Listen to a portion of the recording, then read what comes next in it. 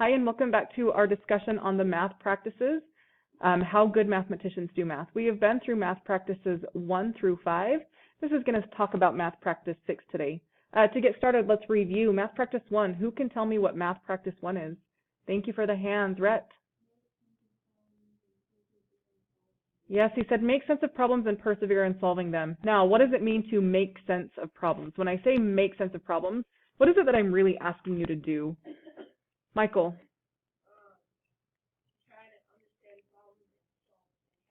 Yeah, try to understand it. And what are some things that I could do to try and understand a problem? Go ahead, Michael. Yeah, you're tying it into math practice 4. We can make a graph. Could we draw pictures? Yeah, drawing pictures I think is one of the best ways to do it. Acting it out, visualizing it. Let's move on to math practice 2. What is math practice 2? Good, love these hands. Jude? Reason abstractly and quantitatively. We have these images to help remind us. Yesterday we talked about how abstract is like using equations and symbols and things like that. Quantitative is the real life. So we take the answer x equals 7 and we understand that that means $7 per hour. Let's go on to math practice 3. Math practice 3, what is it? Dan?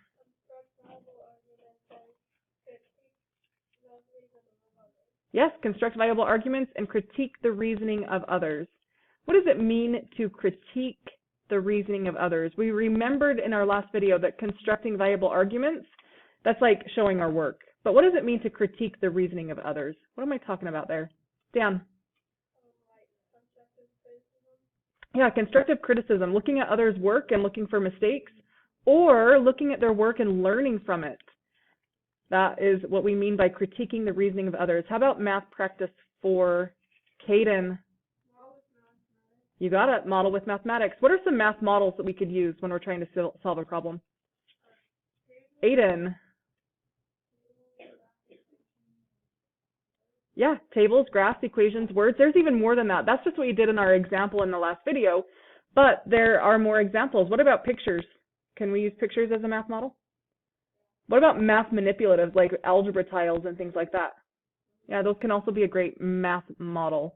And math practice 5. Who's got math practice 5 for me? Jacob? Use appropriate tools. You got it. Use appropriate tools strategically is math practice 5. So that is what we're going to be doing if we want to become good mathematicians. We'll be following these math practices and this math practice here, math practice 6. Attend to precision. Let's get this in our notes. Attend to precision.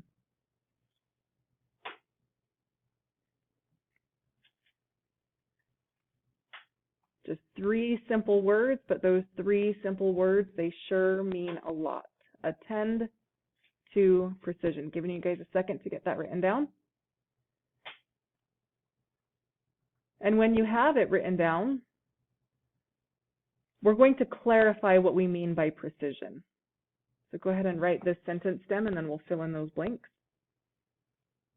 Is there anyone brave who wants to tell me, what do I mean when I say precision? What does precision actually refer to? Michael? Exact, yeah, exactness. What else could it mean? No other ideas? Being correct and accurate. But precision is more than just being correct and accurate. Precision is both correctness and clarity. So we want to make things not just correct and right, but we also want them to be clear and understood. We want to make it so clear that it is kind of obvious and that there's no questions, that we don't have to explain anything further because it's so clear and precise. So precision is both correctness and clarity, and I'll show you exactly what I mean as we move on through these examples. So we're going to do some examples first, and then we'll come back to what it means and put it in our own words. Make sure this is written down, and let's move on to, we need to be precise with these 3 things, and this is where our examples are going to come in. We need to be precise with definitions, with symbols, and with units. And of course, it's also good to be precise with our calculations. But we're not always going to be 100% perfect with that. We are going to make mistakes. And mistakes are okay because it's how we learn.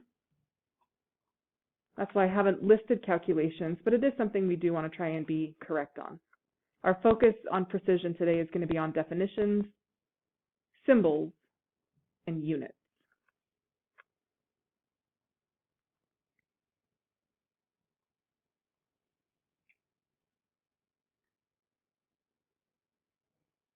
Your first example is going to be precision in definitions. You won't understand how it relates to definitions right away. Those of you as 8th graders who had me last year, you've seen this example before. This is an example of precision in definition, so go ahead and copy that down in your notes first.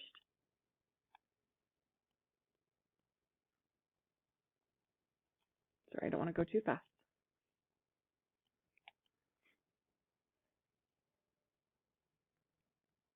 Here's your example. I have these 3 figures. I'm missing the one right here.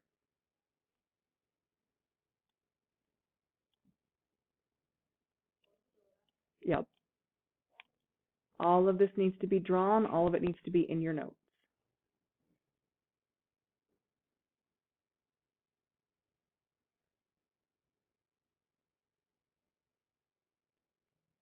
Online students, remember to pause the video if at any point you need extra time. All right, now that we've got those drawn in our notes, I'm asking the question, what is the shape that belongs in the missing space? So you can see I've got this fill in the blank here. What is the shape that belongs here? As you finish drawing, I want you to have a quick little 15-second discussion at your tables. What is that shape that's missing? What belongs there? Ready, set, go.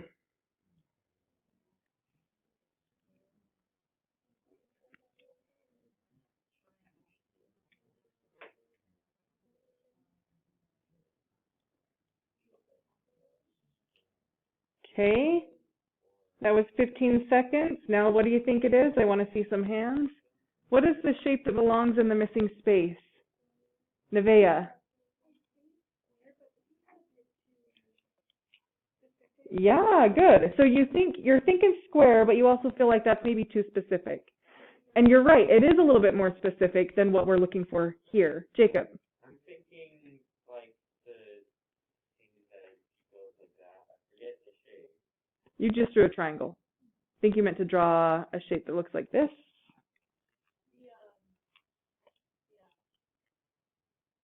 No. The one that like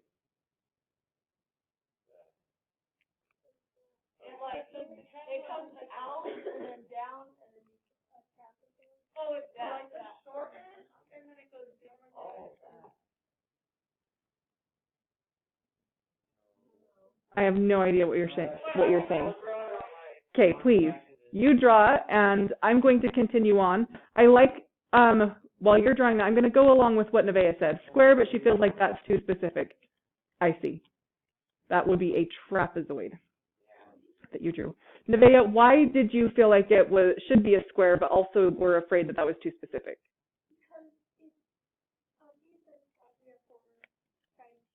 Mm-hmm.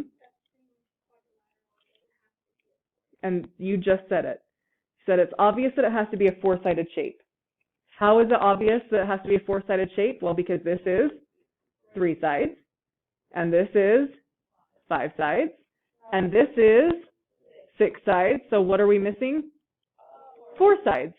Now, yes, a square, as Nevaeh mentioned, is a 4-sided figure, just as this trapezoid is a 4-sided figure.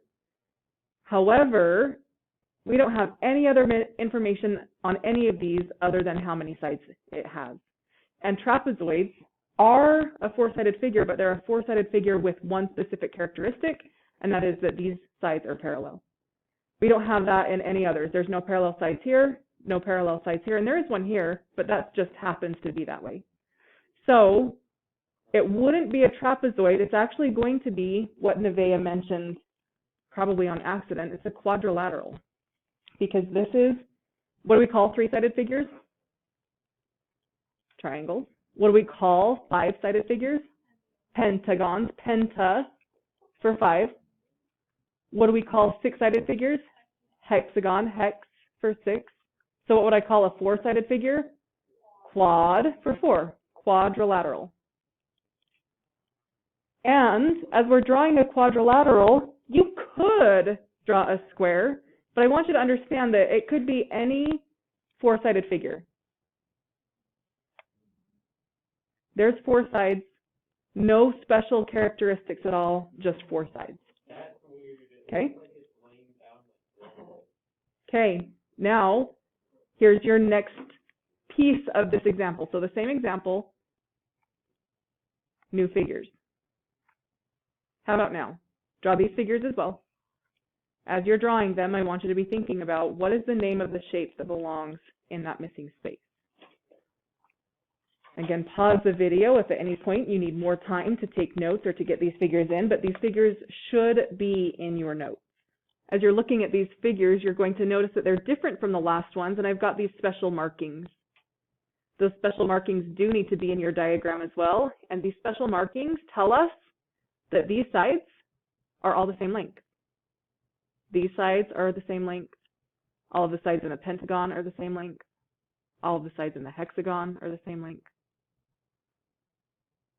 And so now we have more information than we had before. We know that the side lengths are all the same. Okay, that's given you some time to copy it down and to think about it. So what is it? What is the shape that belongs in the missing space now? Can we be more specific than quadrilateral? We can, yeah. Michael, what do you think it is? It's a square? Who agrees? You're wrong. It's not a square, because we're still being a little bit more specific than we should be. This is a 3-sided figure with all sides congruent. So what do we call that? Nope. Equilateral triangle, because all of the sides are the same. Equa meaning equal, lateral meaning sides, so equilateral triangle. So what would we call the pentagon with all sides equal? Equilateral pentagon. See how precise we have to be now with our definitions and our names that we're giving these shapes? We can't just call it a pentagon, it's an equilateral pentagon. We can't just call it a hexagon, it's an equilateral hexagon. So what is the shape that belongs here? Well, we have 4 sides. Oh, I'm sorry. I'm getting ahead of myself there. Equilateral hexagon. It has 4 sides, right? But all sides are going to be the same. So what do we call a 4-sided figure with all sides the same? Dan, what do you think? Equilateral square? You would think, right? Not quite. Good guess. Rhett?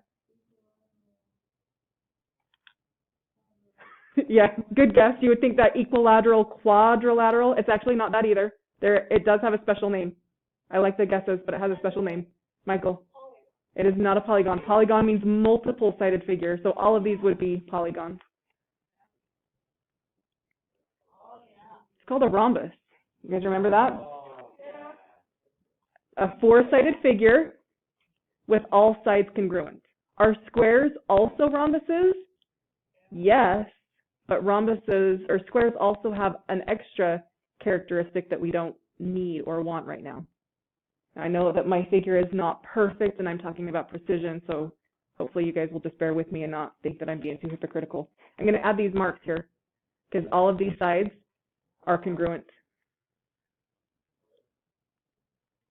Okay, a rhombus. A rhombus is what we call a 4-sided figure with all sides congruent. And let's finish this up then. Finally now, what is the shape that belongs in the missing space? Now I've got even more markings. Here I've got a triangle with all sides congruent and all angles congruent. Here I have a pentagon with all sides congruent and all angles congruent. And notice the different markings that I've used. These 3 angles are equal to these 3 angles. These 5 angles are equal to these 5 angles, but not the same as these ones.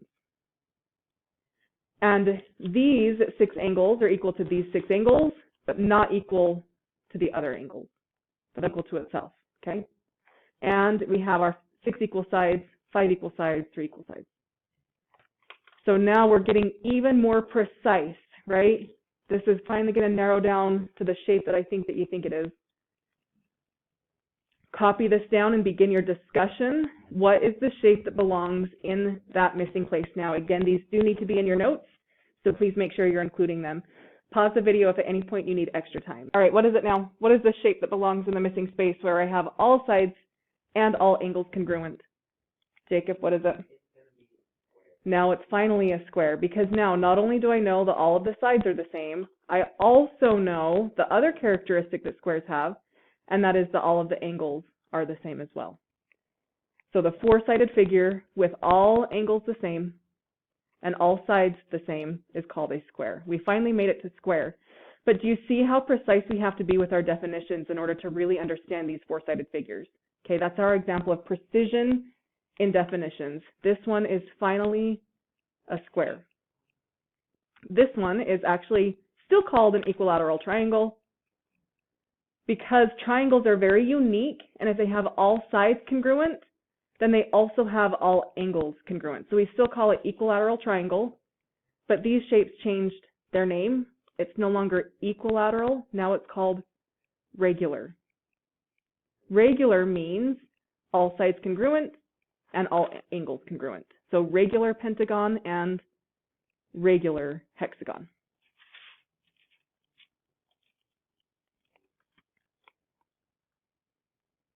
Okay, how are we feeling? Feeling good? All right, let's move on to our second example. Now, this example is dealing with precision in symbols. So our last discussion was precision in definitions. Now we're going to talk about precision in symbols. So let's start our notes by writing that down, precision in symbols. Pencils are moving because we are writing down precision in symbols.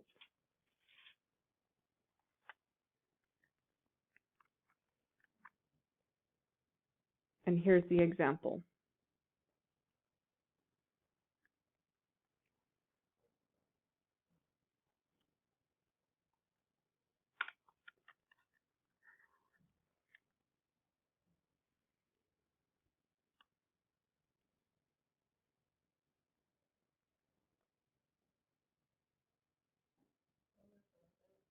Yeah, of course. See how it's on the lined paper? That means you're writing it down. So here we have 60 plus 30 equals 90, plus 4 equals 94, plus 7 equals 101. Is there a problem with the work, or is it perfectly fine? Jacob, what do you see? So, you wouldn't add all of those equal signs after. Yeah, the problem is with the equal signs, right? Let's be a little bit more specific, though. Why are those equal signs not working out the way that they should be? This is precision in symbols. You need to know what the equal sign means, as well as many other symbols. But what does that equal sign mean? We talked about this last year. Michael? Okay, discuss then, guys, because this is something that you should know. You should be able to find the mistake in this work quickly. Discuss, 15 seconds. What's the issue?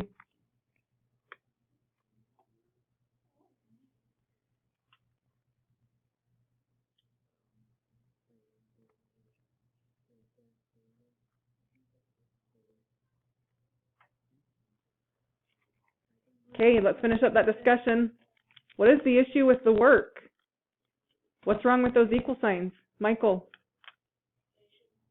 But why?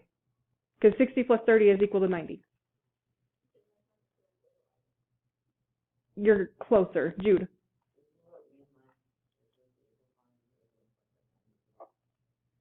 That is the misconception. You guys think that the equal sign means it's the end. You think it means the answer, and that is not what the equal sign means. All right, it sounds like you guys have a goal to set. When it's time for reflection, you know what you all need to be working on, right? Proper use of the equal sign. 60 plus 30 is equal to 90. Is 60 plus 30 equal to 90 plus 4? That's what the equal sign says. The equal sign says that it's the same and balanced on both sides. Is it? If this is 90, and on the other side of the equal sign, this is 94, is it balanced? And on the other side of this equal sign, it's 101. Is it balanced? Not even close. You need to use the equal sign and understand that the equal sign doesn't mean here comes the answer. It doesn't mean we're finally at the end. It means that it's balanced and the same on both sides. You should probably write that down. Equal sign means balanced on both sides.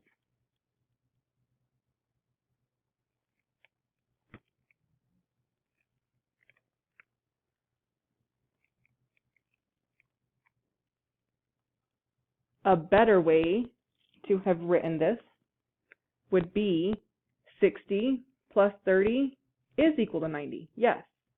Now I need to figure out 90 plus 4, so I start a new problem. 90 plus 4 is equal to 94. Then I start a new problem because now I need to add 7. So 94 plus 7 is equal to 101. So we need to be precise in how we use our symbols. And I'm afraid that maybe your past teachers weren't so precise, and that's how we came to the misunderstanding of what that equal sign means. Now, here's your final example. This is precision in units. What is the abbreviation for miles? What's the abbreviation for minutes? What's the abbreviation for meters? Copy this down as you're thinking about it. Yes, we are writing this in our notes, precision in units. And I want to know, what are the abbreviations?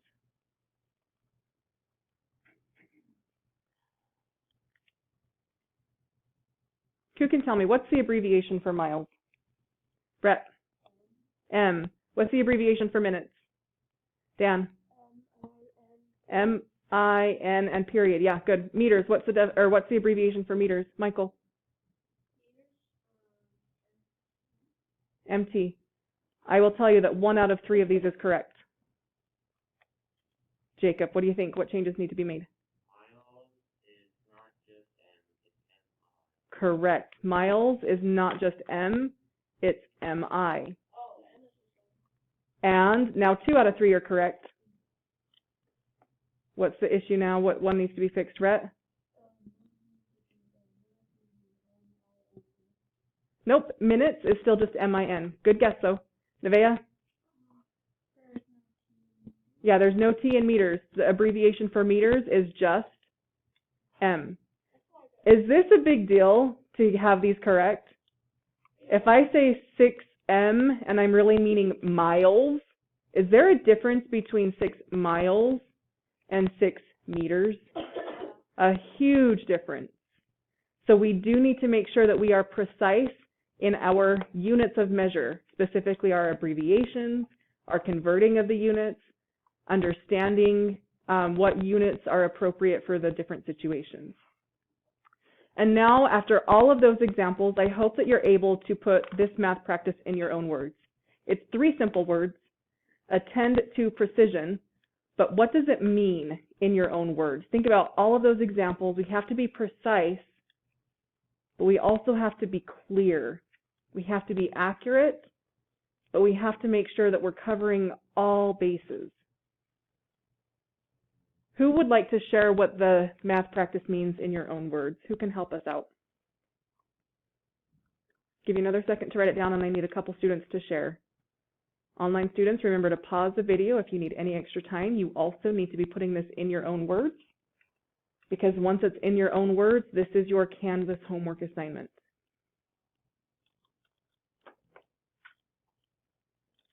Rhett, what do you got for me?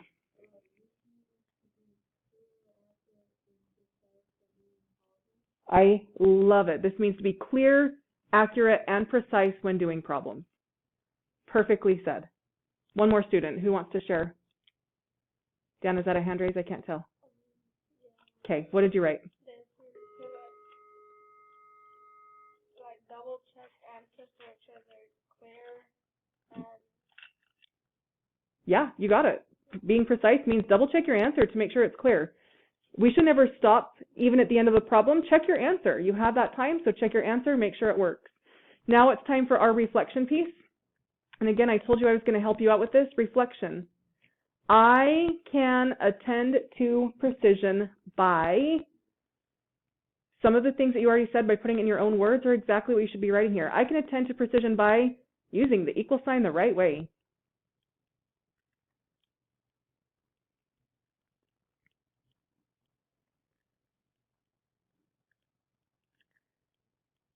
I can attend to precision by knowing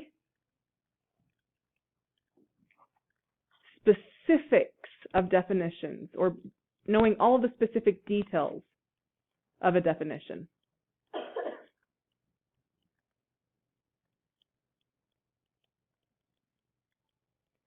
I can attend to precision by checking my answer.